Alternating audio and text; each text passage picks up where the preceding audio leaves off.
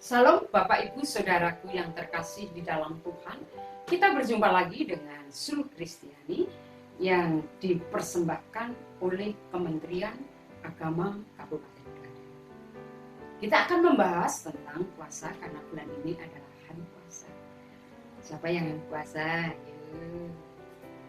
Kita akan membahasnya di dalam kitab Matius 6 ayat 16 sampai ayat 18. Beginilah firman Tuhan. Hal berpuasa.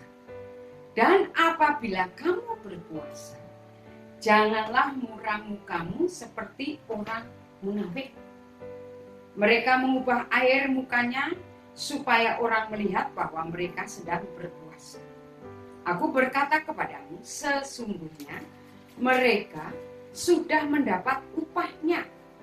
Tetapi apabila engkau berpuasa, minyakilah kepalamu dan cucilah mukamu, supaya jangan dilihat oleh orang bahwa engkau sedang berpuasa, melainkan hanya oleh Bapamu yang di tempat tersembunyi, maka Bapamu yang melihat yang tersembunyi akan membalasnya kepadamu.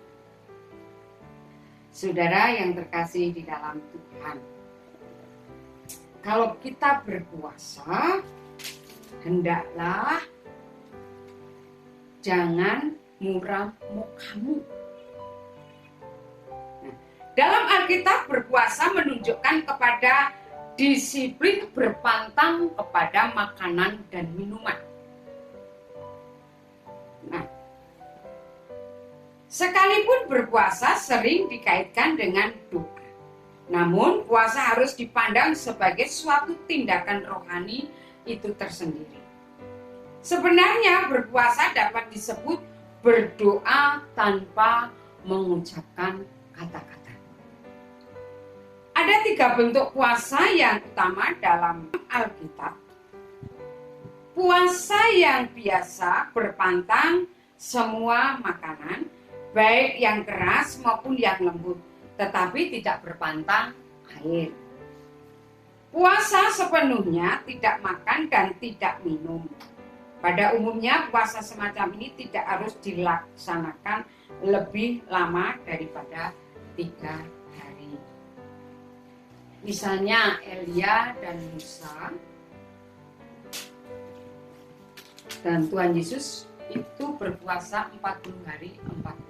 Itu sendiri melakukan disiplin ini dan mengajarkan bahwa berpuasa hendaknya menjadi sebagian dari pengabdian orang Kristen kepada Allah dan suatu tindakan persiapan untuk kedatangannya kembali. Berpuasa dengan doa mempunyai beberapa tujuan. 1. Menghormati Allah. 2. Merendahkan diri di hadapan Allah. 3. Meratapi dosa dan kegagalan pribadi. 4. Mencari kasih karunia untuk tugas yang baru dan menetapkan kembali penyerahan kita kepada Allah. 5. Mencari Allah dengan mendekatkan Dia dan bertekun di dalam doa melawan kuasa-kuasa yang menentang. 6. Menunjukkan pertobatan dan dengan demikian memberikan kesempatan kepada Allah untuk mengubah maksudnya menghukum kita. 7. Memperoleh petunjuk dan hikmah mengenai kehendak Allah. 8. Mendisiplin tubuh agar dapat menguasai diri.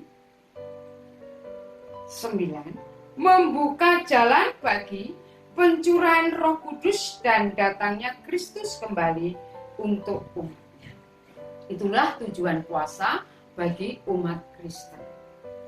Oleh sebab itu, Bapak Ibu Saudara yang terkasih di dalam Tuhan, kita harus memahami apa itu puasa bagi umat Kristen. Jadi tidak menunggu datangnya bulan atau hari.